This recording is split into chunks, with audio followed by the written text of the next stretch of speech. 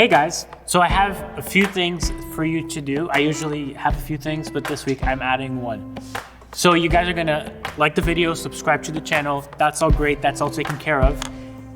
I have something else for you to do though. Go to the live chat section and tell me what your favorite candy bar is. I'm not gonna tell you mine because I want you guys to go to the live section first. And then when we come back, I'll tell you mine. Sound like a deal? Great. So today we're talking about favoritism, hence is why we started talking about favorite chocolate bars. And we're gonna go and we're gonna look at a game that me, Andrew, and Britt played to see how we can merge TikTok with youth ministry. So Andrew, Britt, and Junior, that's me by the way, take it away.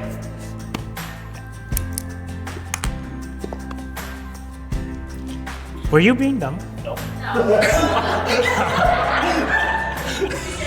I did. Yes!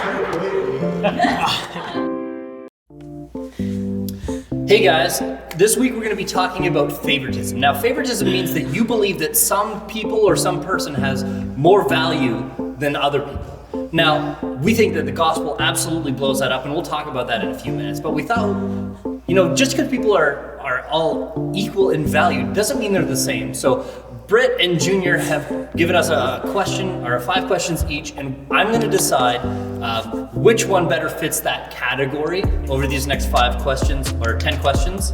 And I'm also going to continually sanitize my hands. All right, Britt, what do we got? Okay. Who is more likely to become a really dumb but popular YouTuber?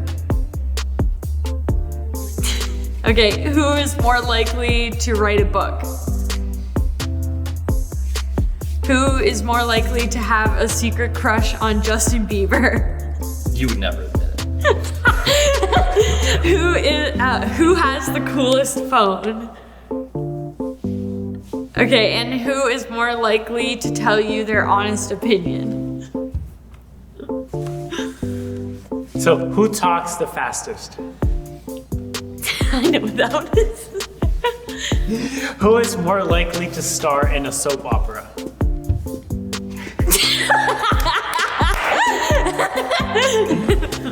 Who is better at spike ball? What if you're both terrible? Yeah, I was gonna say. Who is more likely to show up at the wrong youth retreat location with a bus full of students? I wonder who that could be. And who is the best artist? All right, guys, so we'll give your leader a few questions so you guys can try this game in your group call tonight. And then I'd encourage you, just come up with your own questions and have some fun with it. All right.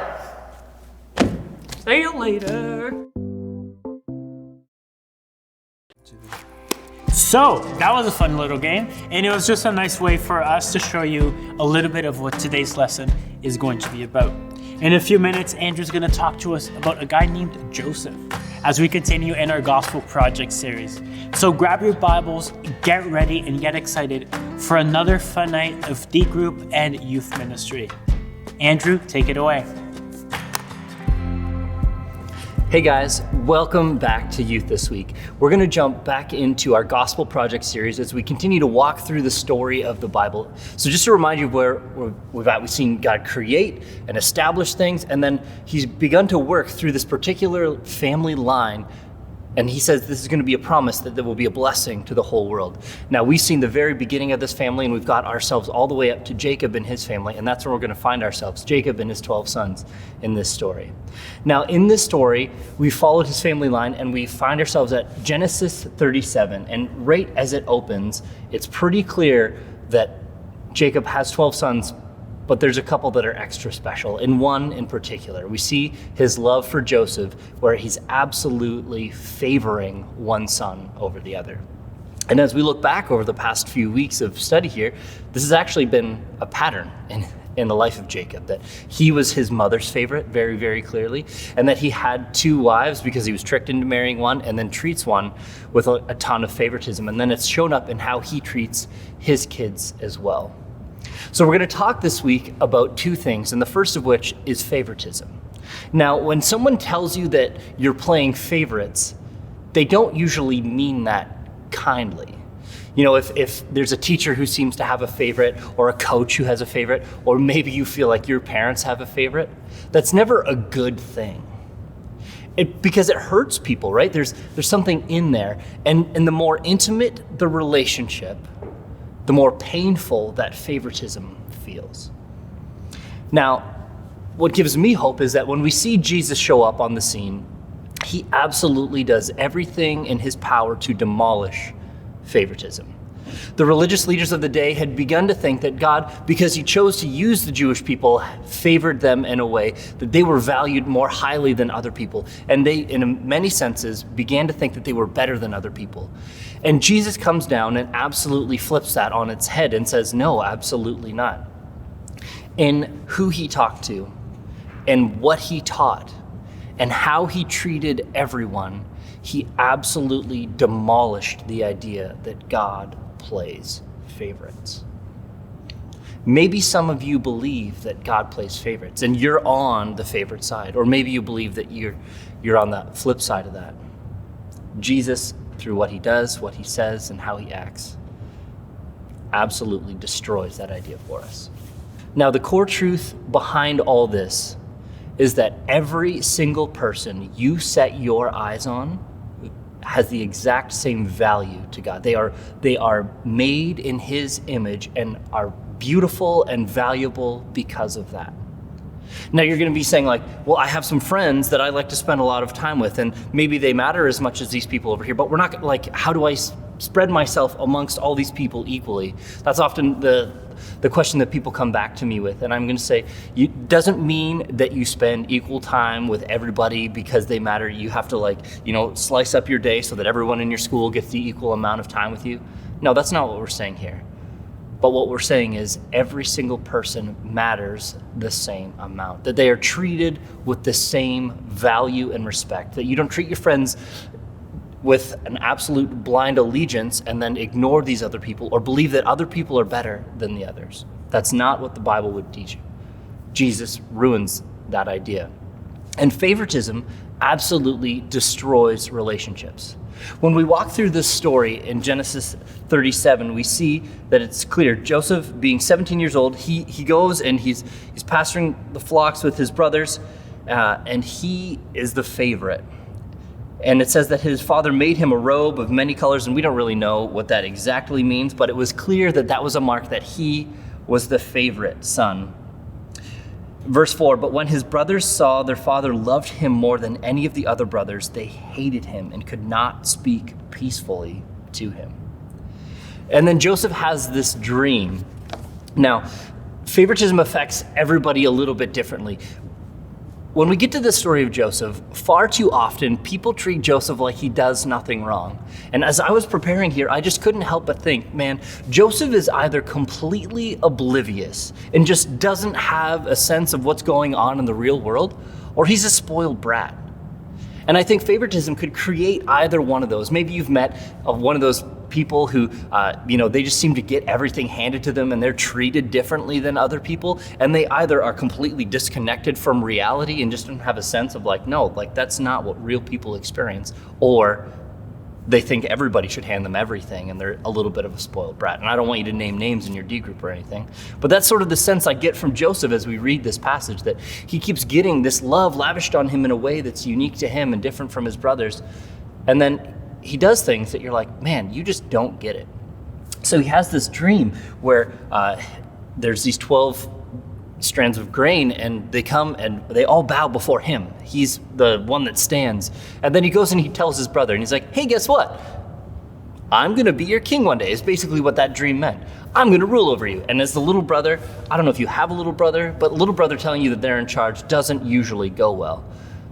And then he has another dream, and he tells his brothers, and then he tells his dad. And it just seems that he doesn't seem to get what's going on here. And it keeps creating tension in the relationship. So this favoritism has sort of tainted Joseph and disconnected him from his brothers. And then you see the reaction of his brothers. We read verse 4, and it's clear that they're angry. It says that they hate him and couldn't speak peacefully to him. And then after this other dream, he says that they hated him even more. And so he goes through the dream again, and you see that verse 4, verse 5, verse 8, verse 11, there's this progression of an increase in hatred along the way. That the more he seems to talk and lean into this favoritism, the more his brothers respond with a hatred. And it grows. So we talked about favoritism on the front end. What I want to talk about is the hatred on the back end. And verse 11 gives us a sense of where this is coming from. It says his brothers were jealous of him. And here's the thing you need to know about hatred or anger or whatever you would call that. There is always something underneath your anger. Anger is basically an indicator light on the dashboard of our lives. That it's what psychologists would call a secondary emotion. That you don't get angry just because you're angry. You get angry in response to another thing. So for me, one of the things I've noticed is that when I get scared, I get angry. My second-born son, Seth, scared me the other day, and I just about hit him because I just, in fear, recoil and get ready to punch something. Or if my kid runs into the street, I will yell as though I'm angry at them, and I'll be scared that they were going to get hurt. But often what I'm feeling in there feels like anger and rage. So it's a secondary emotion. What I'm really feeling is fear, and how it's expressing itself is anger. For the brothers here, what they're feeling is jealousy. They're feeling the favoritism that their father has for Joseph, and it's being expressed as anger. Now, the second thing you need to know about anger is that it will always take you further than you planned on going. So the frustration with their brother turns into a plan to get rid of him, to lie to their father, and to actually kill their younger brother. That their anger has boiled over to the point of actually breaking the commandments of God and breaking the heart of their father just to get rid of this problem.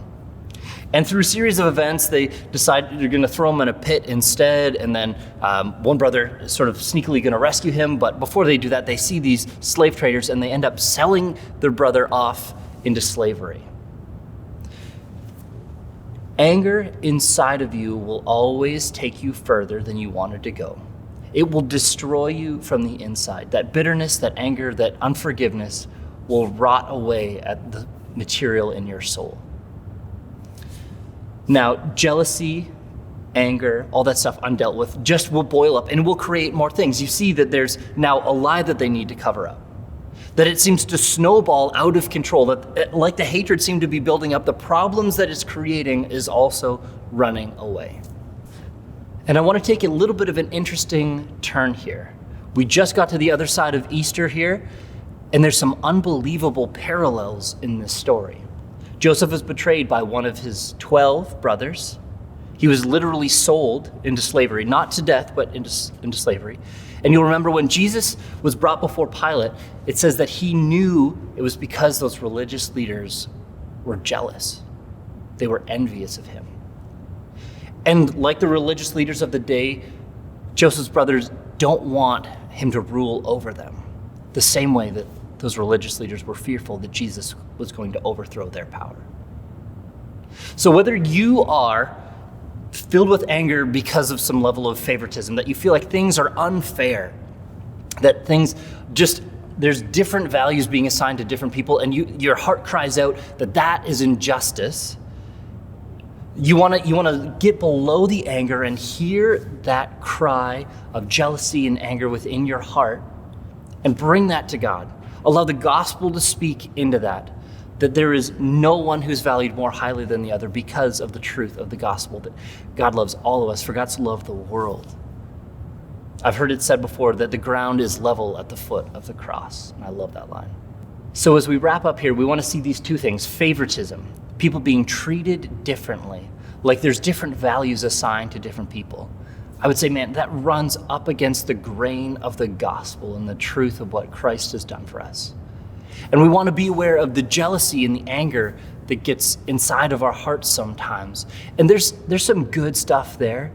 Ephesians 4 tells us to not sin in our anger and to not let the sun go down while we're still angry. That anger in and of itself isn't bad, but it's that indicator light on the dashboard of our lives that tells us that something's going on. And we need to dig beneath that. And when you get to the point where you say, what I'm really angry about is I'm jealous, that things don't seem fair in the way that they ought to be. And I would say that injustice runs against the grain of the gospel too. So the antidote to both favoritism and jealousy is the truth of the gospel. And both of those things create pain and frustration and relational tension in different ways, but they both do that. And here's the thing. As we see Jesus walk through the cross, the experience of the cross last week, we need to be reminded that we have a God who doesn't just see what we're going through. He doesn't just know it. He didn't just predict it in the future. We have a God who has walked through the same things that we've walked through. He's walked through the injustices and the favoritism, and he's fought against it and ultimately won the victory with his death and resurrection over it all. So my hope and prayer for you, friends, is that the truth of the gospel, that the hope of Jesus walking with you and defeating these things would overcome the anger and jealousy in our hearts, and he would overcome the brokenness in our hearts that would favor one person over another, and that we would find that the truth of the gospel leads us to greater hope and greater love for everyone. We'll see you next week.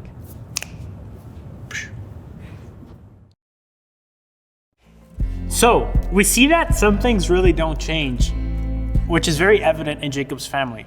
But we still know that everyone is made in God's image, so thank you, Andrew, for that powerful reminder today. As you head into your D groups, don't forget to like the video, subscribe to the channel.